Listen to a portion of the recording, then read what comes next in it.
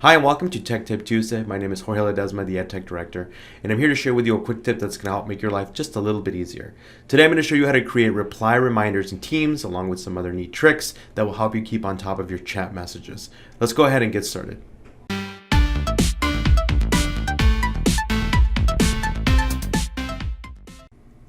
One of the best features of Teams is that it allows for instant communication. That means you no longer have to send an email to someone, you can just type in their name in a chat box and send them a direct message. But this can become overwhelming, especially as a teacher or counselor. If you're getting lots of messages a day, it's hard to keep track of who you replied to, who you need to follow up on. The good news is that you can actually create reminders to make sure no message falls through the cracks. So I'm going to teach you how to do it. To get started, we're going to begin by going through the left bar in Teams and locating the three dots. If we click on that, we'll get a app menu, list of applications we can install, and we want to look for Power Automate, so you'll need to type that in. Then it'll take maybe a moment or two to pop up, and then you're going to click on it, and you're going to click on Add. It's going to take a little bit of time to load, so while it's loading, let me tell you a little bit about Power Automate. Power Automate is an application that allows you to create automated tasks called flows across Microsoft applications, and it could really save you lots of time. If you've never used it before, I would stick to what we call the popular flows, the flows that are already kind of built into the system, and I'll show you what that looks like. So here now it's loaded for me, and you can see below it says start with a popular Teams template. So these are popular flows or templates of flows that are commonly used. So I would stick to these if you're a beginner with this. And what we want to do is we want to activate the first one we find on the list, which is follow up on a message.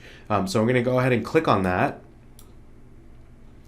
And it wants to make sure before it creates a flow that you're logged into the application. So it's going to check to make sure you're logged into Teams, and you'll know if you get a green circle with a check mark in it that it's good. If you're not, then just click on it and log in. Same thing with your Office 365. So once both are good, you're going to click on Create Flow. That's it. I should get a notification saying it's been added successfully, and now I should see Power Automate icon here in my left bar.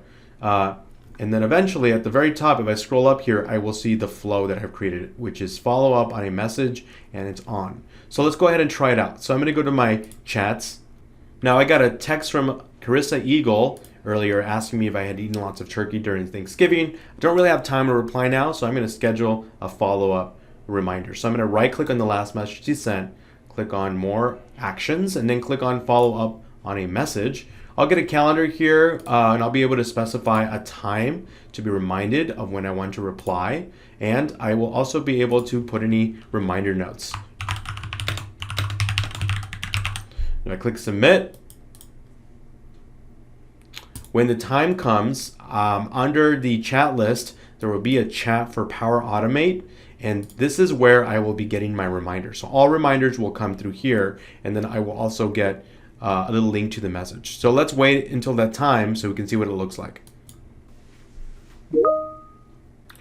Now I actually got a notification on my phone because I have Teams on it, and I got a notification here as a team chat that popped up with the reminder, and then I could just click on go to message and it'll send me right to where I need to reply.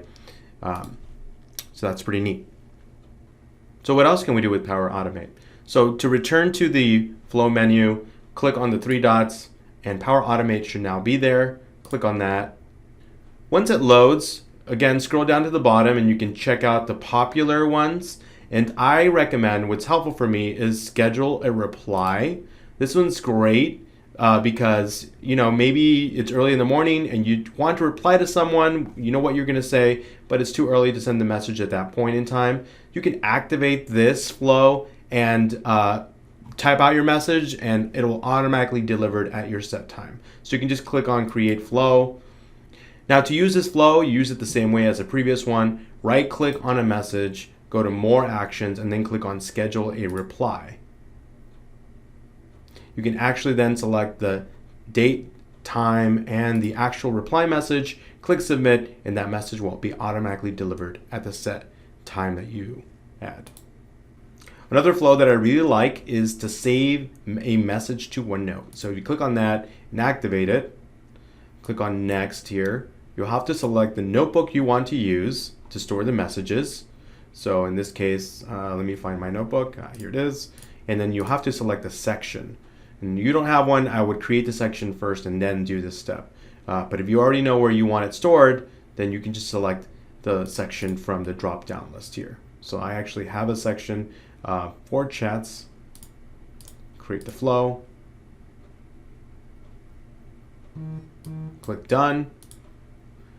And at any time I can scroll up and see the flows that I have activated. And I can turn these off if I don't want to use them anymore. So let's check out the last flow that I installed. Now, if I wanted to save this last message I received because it was really important, again, I would right click, click on more actions, then click on save a message to OneNote. And then maybe I would want to add some more information about it to give me context, and I could just click on submit. So if I open up my OneNote, go to the section I selected earlier, I will now see the message from Carissa Eagle. There it is, with any notes that I added for my future reference.